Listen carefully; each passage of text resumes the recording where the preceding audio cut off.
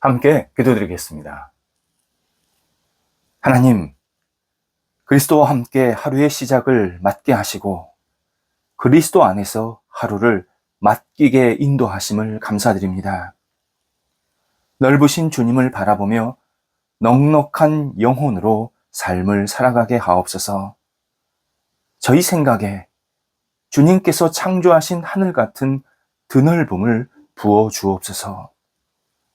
저희 행동에 주님의 오묘한 능력을 부여하여 주옵소서. 저희가 가는 길에 주님의 뜻을 이루는 선한 과정이 있게 하옵소서.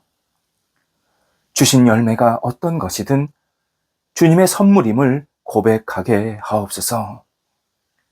저희 생활에 안정이 있게 하옵소서. 영적으로 원대한 희망으로 살게 하옵소서.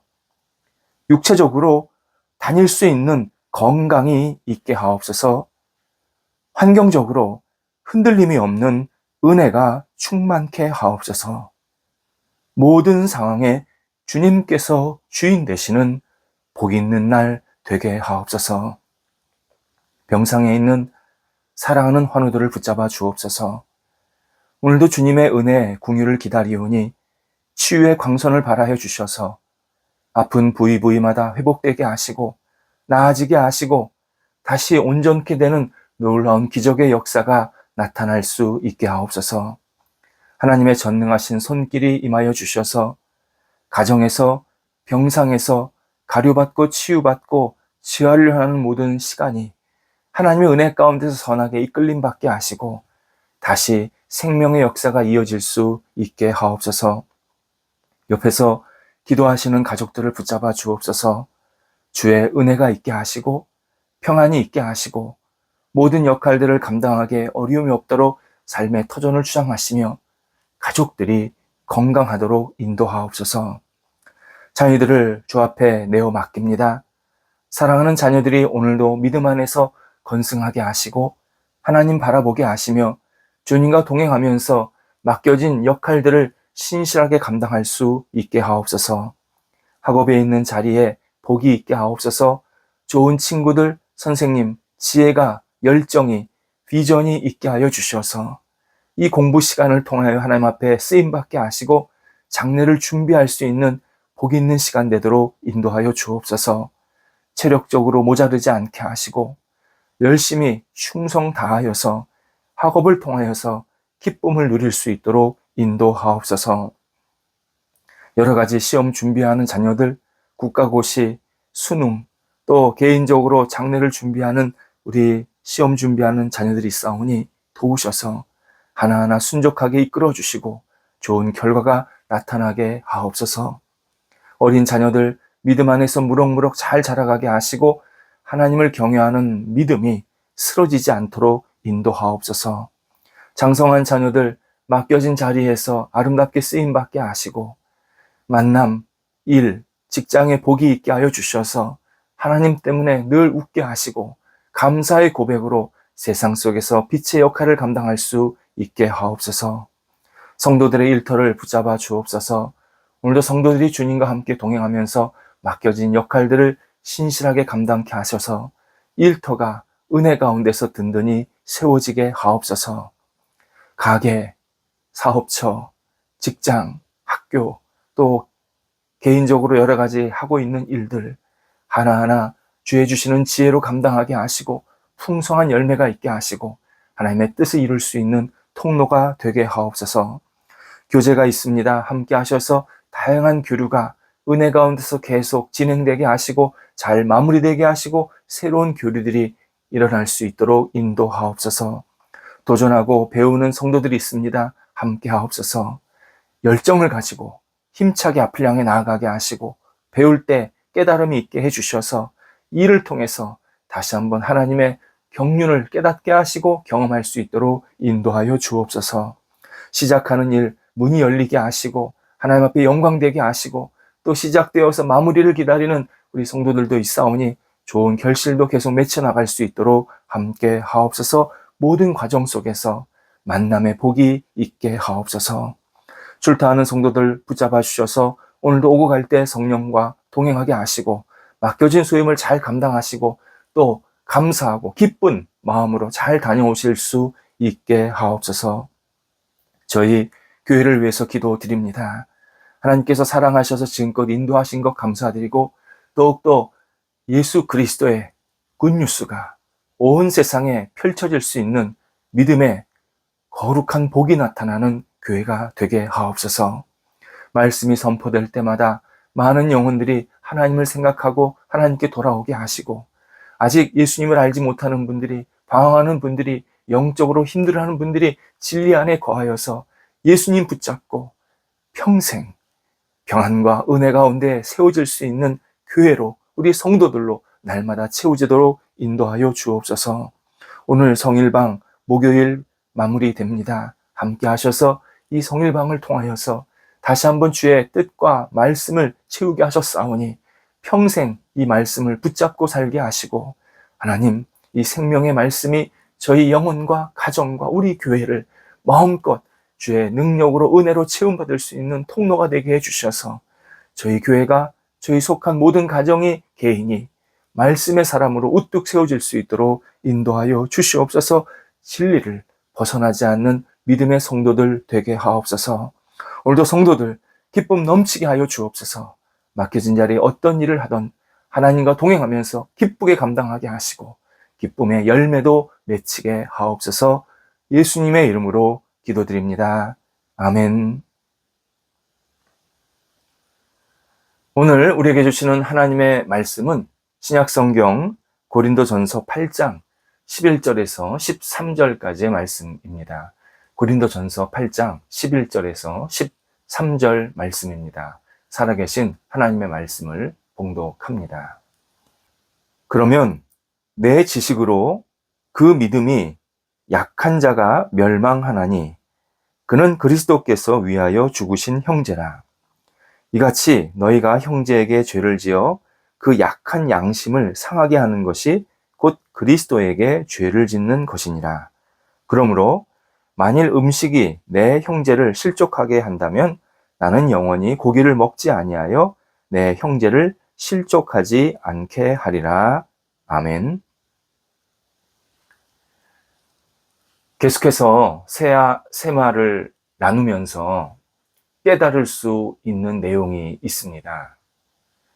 성경, 그리고 예수님께서는 말씀 가운데 굉장히 중요한 주제로 실족을 언급하고 계십니다.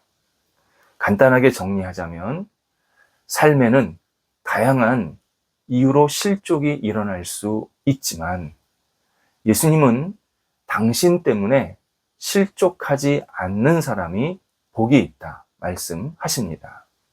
동시에 우리는 타인을 실족시키지 말라 말씀하십니다.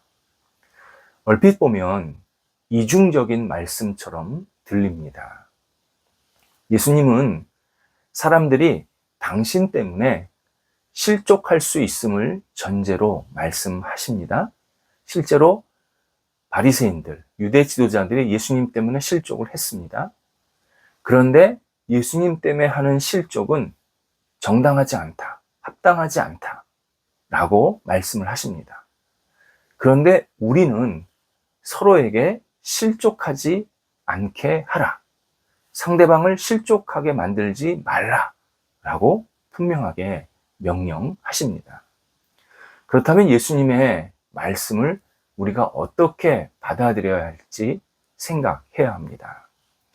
예수님께서 하신 말씀과 행동의 본질을 음미하면, 묵상하면 예수님께서 뭘 이야기하시려는지 분명히 알게 됩니다. 예수님은 하나님의 뜻에 따라서 사람들을 섬기고 살리고 세우셨습니다. 모든 언행이 이 목적에 맞추어서 행하셨습니다. 하지만 당시 바리새인들이나 사람들, 이들은 자기를 지키는 그런 이기적인 동기, 내지는 자신들이 계속 소중하게 여겼던 이 법들, 또 자신들이 마치 우상처럼 굳게 붙잡고 있었던 어떤 생각들, 사상들, 이것들과 다르다고 예수님 앞에서 실망하고 실족하게 된 겁니다. 예수님께서 알려주시는 바는 분명합니다. 신앙인은 어떤 일이든 상대방을 살리고 세우는 일에 집중해야 합니다. 나 자신의 유익, 나 자신의 어떤 권리 또는 탐욕 등을 세우는 것이 아니라 상대방의 영혼을 살리고 세우는 일로 모든 언행을 해야 한다. 우리의 언행의 목적이 궁극적으로는 하나님의 영광인데 그 중간 단계에 사람을 살리고 세우고 그들을 섬기는 일에 집중해야 한다 라고 알려주십니다.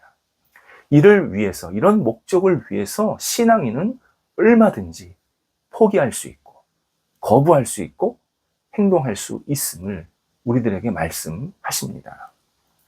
본문에서 바울이 먹을 것을 비유하면서 이 사실을 잘 설명하고 있습니다.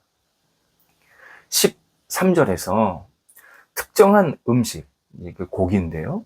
이 특정한 음식을 먹는 것이 주변 형제들에게 실족거리가 된다면 신앙인은 그 음식 먹기를 멈출 필요가 있다라고 하나님의 뜻을 알려줍니다. 여기서 형제라는 이 단어가 예수님을 믿는 사람을 말합니다. 예수와 관계없는 사람이 아니라 예수를 믿는 형제 자매를 말합니다.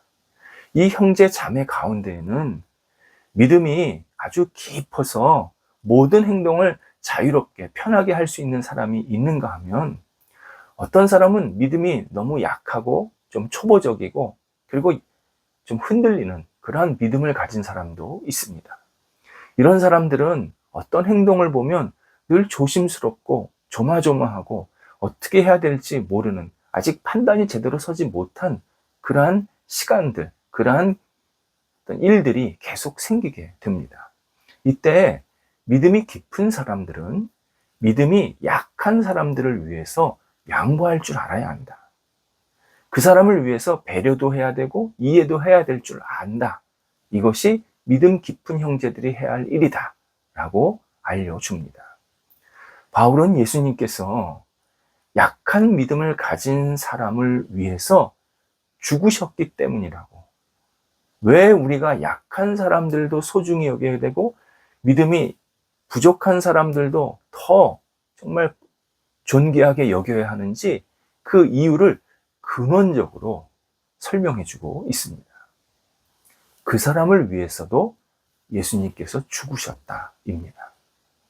그래서 바울이 11절에서 섬기고자 하는 진실은 없고 자기 신앙 권리만 찾는 사람, 믿음을 지식으로만 받아들이는 사람, 이런 사람들에게 너의 지식적 믿음이, 말씀이, 믿음이, 그리고 신앙이 부족한, 약한 사람들을 무너지게 할 수 있다. 분명하게 경고, 그리고 하나님의 뜻을 전해주고 있습니다. 나아가서 12절에서는 믿음이 약한 사람을 다양한 이유로 무너지게 하고 실족하게 만드는 것은 예수님께 죄를 짓는 일이다. 이렇게까지 우리들에게 말씀하고 있습니다. 사실 그 사람을 힘들게 한 것은 그 사람을 힘들게 한 것 뿐인데 오히려 약한 믿음을 가진 사람을 힘들게 하는 일은 예수님께 죄 짓는 일이다. 이렇게까지 하나님의 뜻을 전해줍니다. 한 사람의 권리가 타인을 고통스럽게 하는데 사용될 수 있습니다. 그러면 그 권리는 죄를 짓는 도구가 된다. 이런 의미입니다. 우리가 하나님께 받은 구원, 나의 권리를 주장하는 면허증이 아니라는 겁니다. 구원이 타인을 실족시키고 내게 주신 이 깊은 믿음이 타인을 어렵게 만든다고 하면 그것은 결국 예수님께 죄 짓는 일이다. 분명하게 우리에게 알려주십니다. 하지만 현실에서는 믿음이 강한 사람이 자신의 행동 때문에 타인을 실족하게 만들 수 있다는 사실을 별로 신경 쓰지 않는 모습을 보게 됩니다. 이건 내 신앙적 양심으로 하는 거야. 이건 내가 믿음으로 하는 일이야. 라고 아주 쉽게 말하면서 그 일을 옆에서 경험하고 지켜보는 사람, 그 사람에게 상처를 주고 있는, 실족하게 만드는 일이라는 사실을 자꾸 놓칩니다. 그러면서 자신의 양심으로, 자신의 믿음으로 하는데 무슨 상관이 있겠는가? 이건 내 권리다 하면서 자기 권리 사수만을 주장할 때가 있습니다. 그러나 신앙인은 자신의 권리 사수가 다른 성도들에게 장애물이, 거칠 것이 될 수 있음을 늘 주의해야 합니다.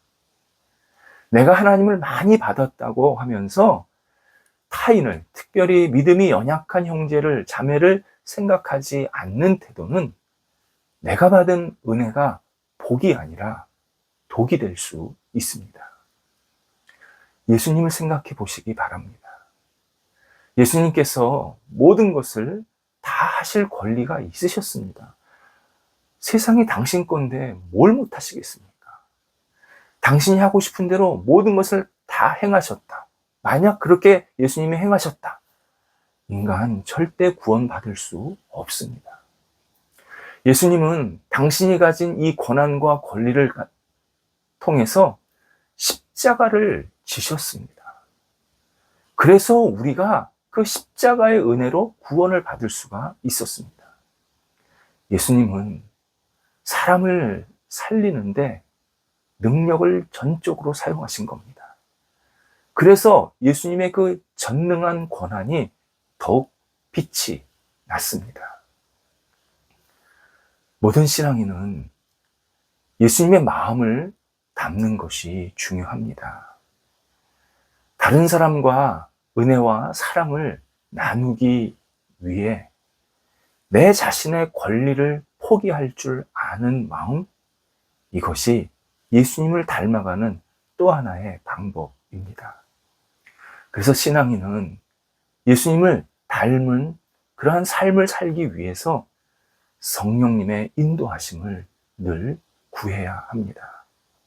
나에게 주신 권리, 능력, 이런 것들이 나를 세우는, 나의 유익을 탐하는 것으로 사용되지 않고 타인을 세우고 타인을 더 복되게 하도록 사용되게 해 주옵소서. 그리고 실제로 이 은혜, 이 능력이 타인을 잘 세우고 있는지를 잘 깨닫게 하여 주옵소서. 계속 성령의 지혜를 구하면서 스스로를 성찰해야 합니다. 어떤 일을 할 때 다양한 상황들, 조건들이 우리에게는 분명히 있습니다. 그래서 내가 이 일을 할 때 정말 이 일이 사람을 세우는 것인가? 정말 이게 누군가에게 유익한 일이 되는 건가? 정말 이것이 공동체나 주변 사람들을 더 복되게 하는 일인가? 계속 깨닫게 해달라고 성령께 지혜를 구해야 합니다. 그렇지 않으면 자칫 나는 좋은 일을 했다고 하는데 전혀 주변 사람들에게 좋지 않은 모습으로 그렇게 결과가 나타날 때가 있습니다. 우리가 성령의 지혜와 성령의 인도하심을 구하면 성령님은 내가 타인과 화평하게 만드시고 사랑의 관계성 속에서 더 깊고 충만한 교제를 하게 만드십니다. 신앙인은 자신이 옳다는 것을 증명하는 일에 집중하지 말아야 합니다. 자기가 옳게 행동한 것이 옆에 있는 믿음이 연약한 형제 자매를 넘어뜨릴 수 있다는 사실을 늘 기억해야 합니다. 그리고 내 옆에 있는 형제 자매를 굳게 붙잡아주고 그들을 잘 세우는 일을 늘 기도하면서 그렇게 동역자 의식을 가지면서 생활하는 것이 중요합니다. 우리 신앙인에 주신 권리가 타인을 세우는데 아름답게 사용될 때 그것이 진짜 하나님이 주신 복과 능력이 됩니다. 그리스도 안에서 우리는 참 많은 은혜와 특권과 그리고 능력을 공급받았습니다. 아무도 부인 못합니다. 내가 예수 믿었기 때문에 받은 이 은혜와 복이 얼마나 많은지 모릅니다. 그리고 이 복과 은혜가 다른 사람을, 특별히 믿음이 연약한 사람들을 세우는데 사용될 때 더 빛나고 더 복되고 더 은혜가 넘치는 하나님이 기뻐하시는 통로가 되고 또 열매가 맺히게 하십니다. 기도하겠습니다. 하나님, 저에게 주신 삶의 여러 가지 은혜, 특권, 복들이 다른 사람을 세우고 섬기고 살리는데 선하게 사용되도록 인도하여 주옵소서. 하나님, 오직 하나님의 은혜로 저희가 살고 있음을 고백하며 주께서 사랑하시는 형제 자매들을 저희도 사랑하게 하시고 세우게 하시고 하나님께 영광이 되는 복 있는 사람으로 함께 손을 잡고 마음껏 쓰임받는 저희 주변 사람들이 될 수 있도록 인도하여 주옵소서. 예수님의 이름으로 기도드립니다. 아멘.